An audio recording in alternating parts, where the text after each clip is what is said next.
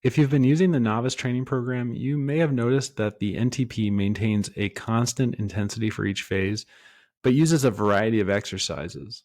Why do we do this? When creating NTP, I looked for guidance on the best way to introduce true novices to a strength and conditioning program. Unfortunately, there isn't much guidance out there. It's important to note that the strength and conditioning community doesn't agree on many things. Let's look at a piece of research that attempts to provide some guidance. The authors looked at 49 physically active males that were not engaged in strength training of any form for at least 6 months before the study. They tested strength and hypertrophy, which is the increase in size of the muscle, and they looked at the quad muscles in both legs. They used a 1 rep max and an MRI of both quads. The 1 rep max was assessed on a Smith machine. Then they used a 12-week training cycle broken down into 3 phases. They had a control group who didn't exercise, and then they had 4 different training groups. If we look at table 2, you can see the training protocols. The first training group was constant intensity and a constant exercise. So this group, throughout the entire 12 weeks, only did an 8 rep max, and they only did a squat. The second training group was a constant intensity and a varied exercise. So this group also used the 8 rep max for the entire 12 weeks, but they got to change the exercises. So you can see they used squat, leg press, deadlift, and lunge. The third training group was varied intensity with a constant exercise. You can see that the constant exercise was a squat. For varied intensities, they switched between 6 rep max to 8 rep max and a 10 rep max. The final training group, varied intensity with varied exercises.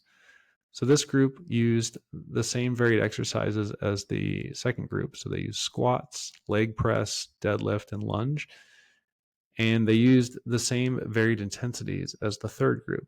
So 6 rep max, 10 rep maxes, and 8 rep maxes. You can see in table 2 that they broke down each phase of training for each group.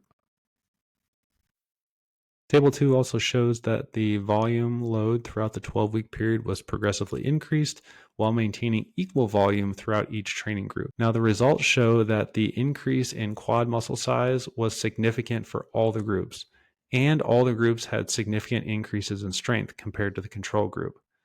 These are important pieces of information for novices that may be glossed over. If you're new to training, any resistance training performed routinely will force your muscles to adapt.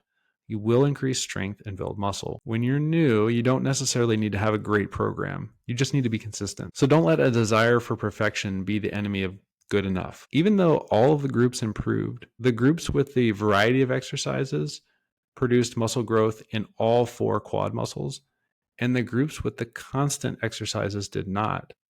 So varied exercises produced more uniform growth in all of the quad muscles.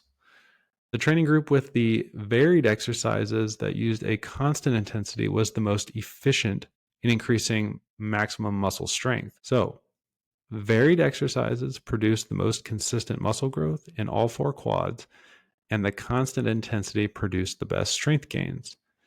This is why we keep the same rep scheme and use the same reps in reserve for every session in each phase, but we vary the exercises as much as we can. Now, is this the best piece of research? No, it isn't. The sample size is small, and they only used one demographic. But as I mentioned previously, we don't have a lot of guidance for introducing new people to strength training. So this paper offered a foundation. We've tested it in the gym, and we've seen positive results so far with novices.